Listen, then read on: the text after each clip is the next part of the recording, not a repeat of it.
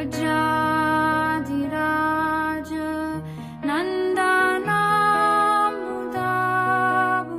up in the brahmacharyas and there's this disgusting smell from the toilets. You remember, these are things that are unforgettable. They create deep samskaras. But so already there was this kind of mood, and then they got into this Ritvik thing, and then they got into wasting money with frivolous court cases, one after another. One was so frivolous and so baseless that the judge got so angry, he even fined the advocate. He fined the advocate. So how can you bring this nonsense? Really. It was so frivolous, the judge got angry and fined the advocate of their lawyer. Because, you can't just bring any nonsense with no legal base. They were trying, some devotee, unfortunately, committed suicide in jail. And they tried to make the blame on Jayapataka Maharaj, who was somewhere else in the world, in America somewhere. And the judge said, "What? This is a custody death. How can you try to accuse somebody who is even outside the country?" And he just chastised the lawyers, even fined. He fined the lawyer. So this is what the Calcutta they was doing. So there was this decline, Then there was this whole thing. The ISKCON tried to the court case went for it, and then finally ISKCON went back, got the control of the place, and then there was a rebirth of the place.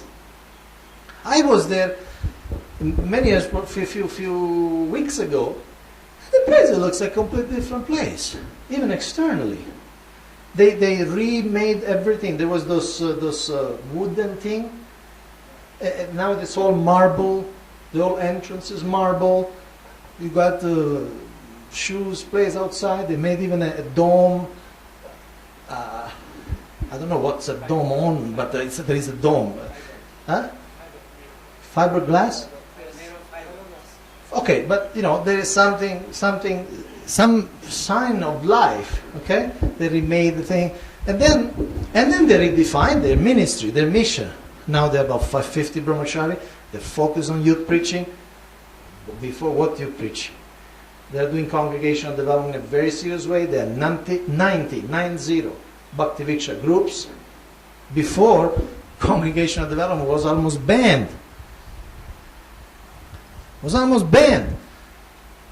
So that was a place where I had his own, high day. And then, kind of really, for different reasons, leadership and this and that, they just got in so much spiritual, and now is a rebirth, reborn. It's a reborn project. But you needed new leadership. They didn't change the place, but they did change completely the place, how it looks, and how it's run. It's really different. Okay, so that's an example I have in mind. Without rebirth, decline will lead to death. Some facts about decline. As the depth of decline increases, more interruption and letting go is required.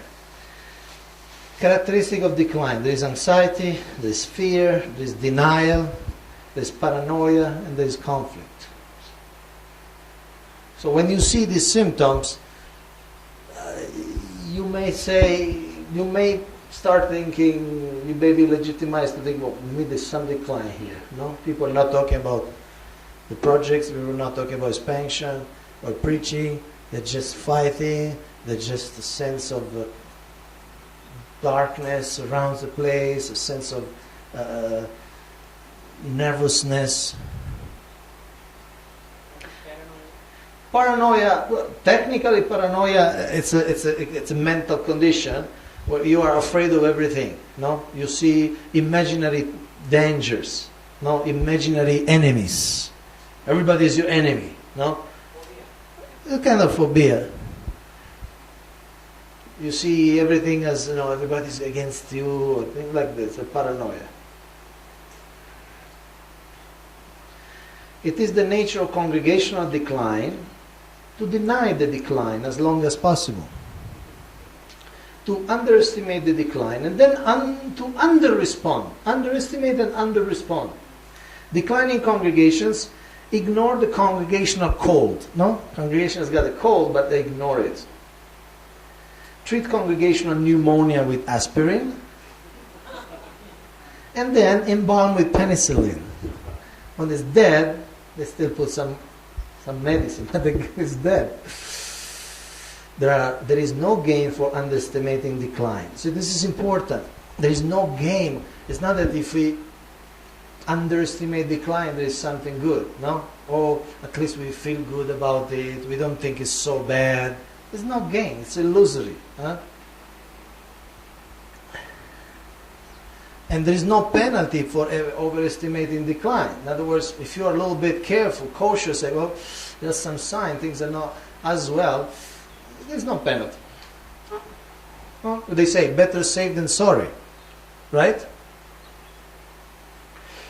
Resurrection does not follow denial. Resurrection, new life, follows death. Truth-telling.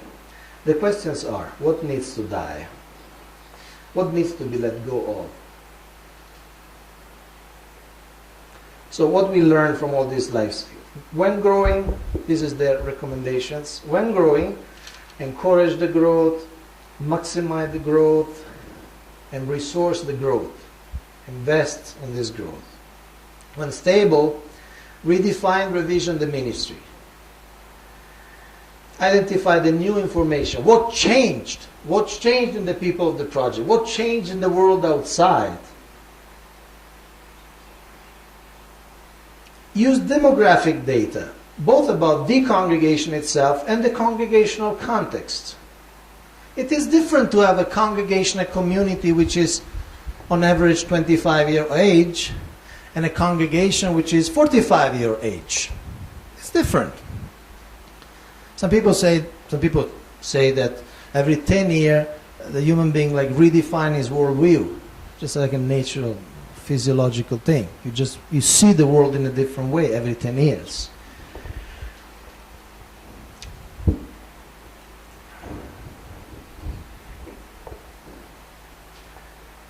And when declining,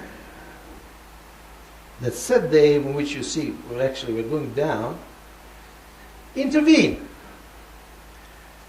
early, accurately, and when it's dead, when you have to bury it. Don't just keep it with some sort of decoration. Remember and trust and let go. So it's almost sad to hear these people because in this history now there are open centers, they close centers. They know what I'm talking about. We as a movement, especially in India, we are in the growth phase, no? In some case stability, but mostly we are in the growth phase, right? But these people, they are in the decline phase. The Episcopalians is not a very vibrant group. Not that we have to learn how to be in decline, but these things happen. They happen also to us. It's just the nature of things. The things change. So this is the congregational, and this is their site, episcopalchurch.org, and this is the overview. Huh? Okay, any question? Did you find it interesting? Huh? Okay. Any question?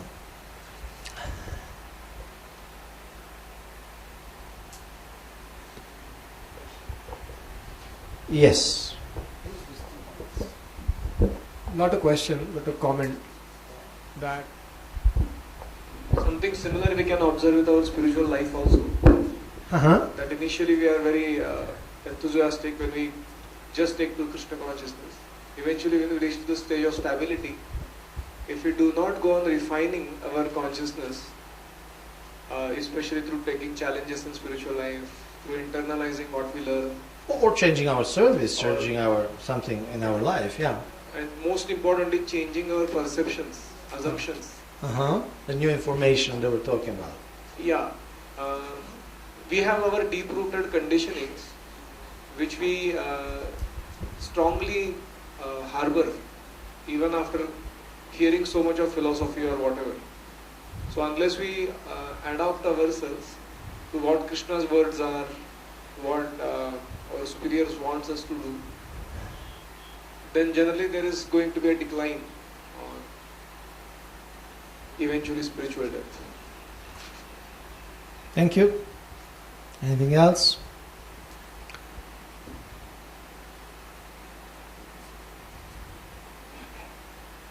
So I show this because there are many teachings, many things we can think, we can contemplate. But one thing again, the principle is that everything changes.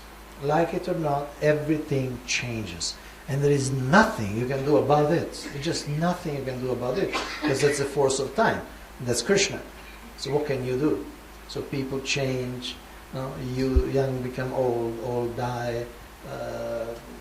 Sometimes change in the sense they change their priority, their vision, their allegiance, their loyalties. And the place where we are changed, the economy, the politics. You find yourself maybe in a state which supports Hindu religion. After 5 years, it becomes a communist state or something. It just happened now in Hungary. I don't know of any effect yet, and I hope, no, Krishna's mercy, nothing will happen. But in Hungary, there was a generally leftist government, and they gave a lot of support to the devotees. Sometimes even beyond the frame of the legislation.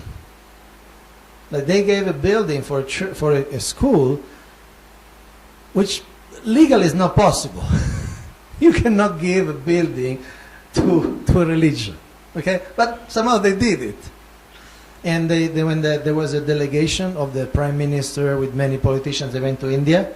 They were accompanied by a Mataji, the communication in charge. So they went all over India with this Mataji. They became very friendly. So they were but then, now, a couple of weeks ago, there was a new vote, and the other party, which is more conservative or more nationalistic, they are now in power, and we don't expect a lot of help because Krishna is in charge of everything. But certain aspects, certain relations may not be as smooth as it was with the previous government. So that's some change. You cannot do anything about that. Okay. You wanted to say something? 1 and 2. Prabhuji, I just wanted to know what is the life cycle period? Means how from birth to death? Estimated means when it is going to come. I don't think we can estimate because again, growth could be 1 year, 5 years, 10 years, 100 years. It's not really. It's not like a dog 10 years, 12 years it dies. A cow 20 years. This is something more. It's a social. Depends also how well the leaders conserve a culture. They may have a successful culture, but they need to conserve it, both for the new converts and for the new generations. So there are many, elements. This we learn that what goes up has to come down. Eventually, but it may take a long time. It's like we know that, this golden age, 10,000 years, that means thing will degrade at one point. But it may take 10,000 years, you follow? Some animals, a crocodile, the crocodile, they never stop growing. They just grow, and they die.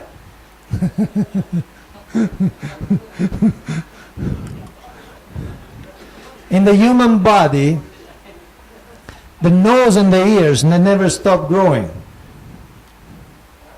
The nose and the ear, they never stop growing. You know that?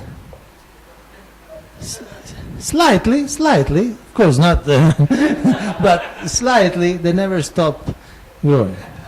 Anyway, it was just to wake you up. Yes, Prabhu?